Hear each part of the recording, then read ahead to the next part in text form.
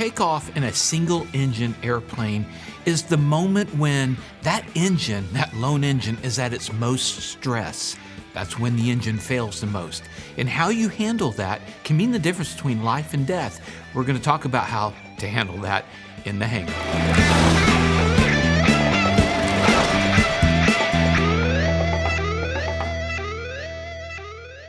Hi, I'm Dan Milliken. Welcome to In The Hangar. Handling an engine out for a pilot is a very stressful situation. On takeoff, you're low to the ground. It can be incredibly scary.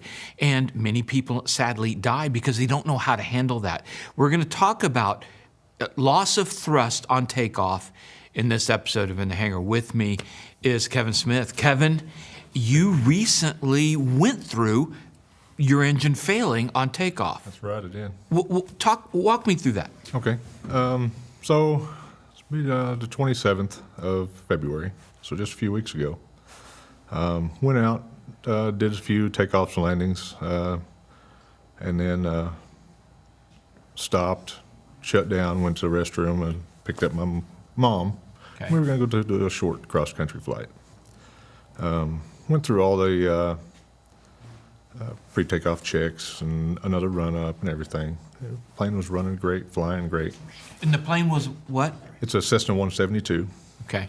It's a rental, so it's part of a flying club and a school also. So, but like I said, everything was great. No indications of any anomalies up until that point. Took the runway, started takeoff roll. Everything was great. Got up to about 600 feet, just as I was starting to turn crosswind, and the engine quit.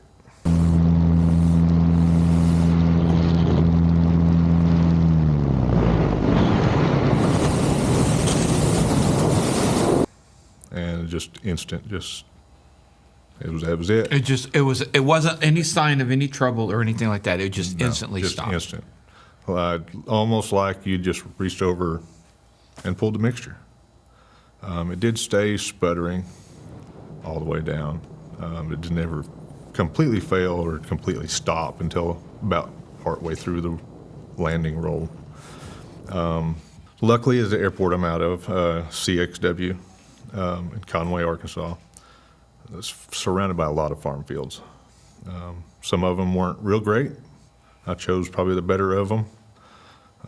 Set it down in the field, declared Mayday as I was going down over CTAF, which almost instantly the line guys in the FBO were, contacting me back on the radio and got eyes on me, and put it down. It was probably half a mile, 3/4 of a mile from the end of the runway. Not a scratch on the plane. Wow. Not a scratch on you? Not a scratch on me Or your mom? Or my mom. No, everything was like I meant to put it there.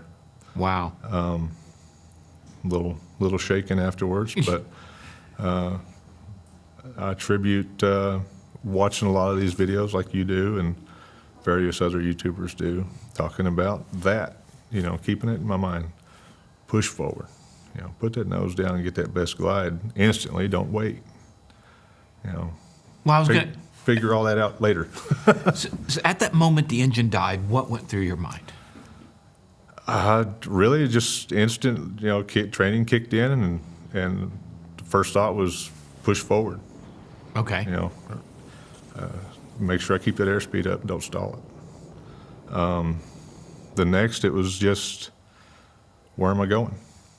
And I had various little spots of the different fields that I looked at, and judging by how fast I was descending and coming down, several of them throughout my descent, I realized I'm not going to make that one, or this one's got a hedgerow or a ditch or something in it. Right. That's I'm either going to come up short of that and end up in it. So I made a slight turn, I would have been almost on a downwind whenever I set it back down. And it was good saw a fairly smooth field. It hadn't been turned up. There was a little bit of rows in it, but they weren't real high. Yeah, Wow. probably one of my better landings. Nothing like when you have to have it. Right. So, well, that's good. I like how you mentioned that the first thing you did was you set your best glide.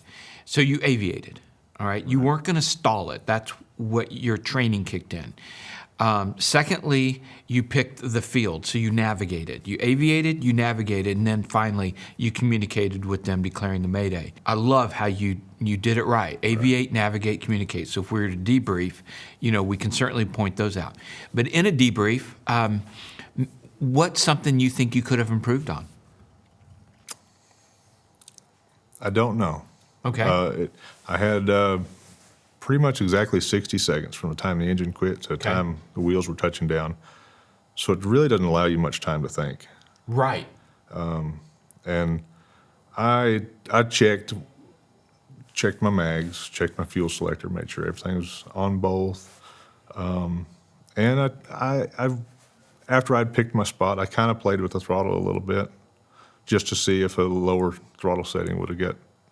And it tried briefly to try to pick back up, and it just went back to just barely sputtering. But really, it was over so quick. Right. Do you do a pre-takeoff safety briefing?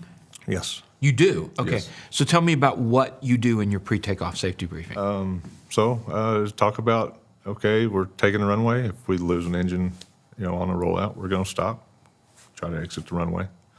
After takeoff, or after lifting off, if we've got runway remaining, we'll put it back down. And after that, we're going to pick a field, within 30 degrees usually. I did turn a little bit more than 30 degrees on this one. But there was plenty of altitude that allowed it, And I say it every time. My mom's flown with me several times. But this particular time when we went over that, she kind of gave me that odd look. Like, why do you do this? Like, really? You're actually saying this? I think it really does help to go over that before you take the runway. Yeah. You've got it in your mind. Hey, this thing quits. Where am I going? I like that. And you trained yourself for that. And in training, in an emergency, we don't rise to the occasion. We fall to our level of training. Right. You had, because of repetition, I'm going to land straight ahead. I'm going to land straight ahead, plus or minus. So you didn't have that urge to just yank it back to the runway, and that's when people have had a lot of trouble. Right. Yeah, it didn't even cross my mind to even attempt to come back to the runway. I like that. I like that you already had that. Because, as you said, 60 seconds, you didn't have time to think. Really. So it's always better to make these calls, make these decisions on the ground before you take off. One thing I add in my pre-takeoff safety briefing is at what altitude I will attempt to turn back. Do you do that? Not really. Okay. I have some, and generally, if I reach pattern altitude, then depending on how far you are out. Right. Those high density altitude days, you may be too far at pattern altitude to be able to make a glide It's back. pretty hilly, isn't it? There where are you're some at? hills around there. Yeah. That's not the airport I came in and landed No, at. it's Okay. not. All right. Because that one was really hilly. Yeah. There's not many spots up there around No. that one. Okay. So what do you, having gone through this, what do you think we need to be focused on in aviation safety? Really, just driving it home that you've got to be prepared for that engine to quit. Sometimes I think in some training, some people don't quite get that really pushed to them. I was fortunate; I had a good instructor, and as well, like I said, watching all kinds of aviation content on YouTube talking about these kind of things. But the more, us as pilots can share these experiences, hopefully other people can learn from it. What was the outcome of the engine? Why did it quit? They told me they weren't completely sure. Oh, really? It's fuel system related. This particular plane is the only one in the fleet they have that has a engine analyzer with fuel flow and all that. JPI type? Yeah, I can't remember if it's a JPI, but it's similar. It gives you all your cylinder head temperatures and fuel flow, and Right. and I think maybe it's something to do with the sender for the fuel flow, Okay. but they weren't certain on that. Well, the senders are giving you your quantity in the tanks. Was it possible fuel exhaustion? No, I had 38 gallons on board. Okay. It was completely topped off, full tanks. Okay. They checked for contamination. No contamination was found. Okay. No water, no debris. So it's really got them stumped as well. Carb heat? Carb heat. Of course, you don't take off with carb heat. So Right. It was hours later, and it was a 70-something degree day, and they wasn't able to get it to restart. So they did have to mess with it quite a bit before they got it to start again. How did they get it out of the field? They got it running and flew it. They flew it out off the field. Yeah. Well, if they got it running, they had to have known what the problem was, I would think. I would have thought. So they get it running. We're like, I don't know, it's working now. I don't know that I would get behind the yoke on that one. Right. Let's go with some of the other ones. Yeah, I'm good. You guys can have that plane. Until they find out that's Yeah. crazy. Did it scare you off of flying? Not at all. Not at all. So you jump back in? I haven't been yet, but Okay. I due to weather Right. and and time constraints. But no, I'm ready to get back in and go. What is your certificate level? Just a private pilot. I've got about No 100 instrument? No instrument yet. Okay. I remember when you got your Yeah. your certificate. Got right about 102 hours on me so far. So Well, for a 100-hour pilot, you did phenomenally well. appreciate that. So that's just amazing to me, and I just love how you just pitched for best glide, and you knew the number, and you went to the field, didn't try anything crazy. Yeah. That just speaks volumes to whoever trained you, like you said. So kudos to your instructor. What's your future aviation plans? Not really sure. Are you going to go for your instrument? Yes, yeah. I hope to be able to start that here pretty soon. Start on the instrument. I'd like to get through commercial, maybe even be a CFI Oh, nice. at some point. It's just kind of up in the air. Yeah, and you got some time. Yeah. Well, that's amazing. Well, Kevin, I'm glad that you're with us. Right. That you Me can too. be here. So many times, people that have the loss of thrust on takeoff, they stall. Right. Did you ever have the impulse that you wanted to pull back on that Not yoke? at all. So I don't know what it is. I know what it is. People are scared of the ground Right. and they pull back and they stall it. But the saying that we always say in the accident videos is fly the plane as far into the crash as you possibly can. And you certainly did that and ended with no scratch on you. Now, that's not guaranteed for everybody every Right. time, but that's the best outcome. Right. So you get to notch a special experience level in your logbook. Yeah, no doubt. So, all right. Well, thank you so much Thanks for for having coming me. all the way down to join us.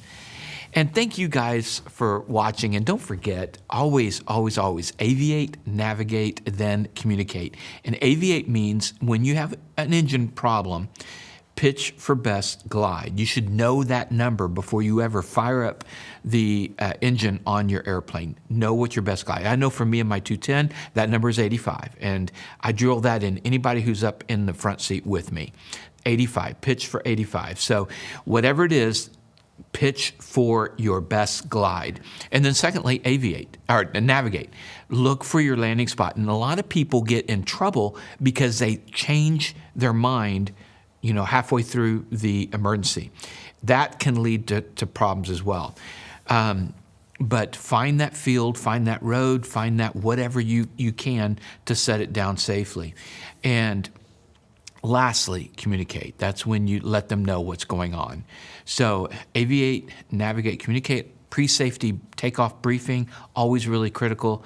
What you're going to do if you have engine loss on takeoff, and also what your turn back altitude going to be. So with that, I hope you guys stay safe. Don't forget our sponsors like Flying Eyes. You'll notice Kevin's wearing his Flying Eyes. I've got mine. These are incredible glasses under headsets and helmets because they're so thin. I don't know if you can see that, but they're amazing.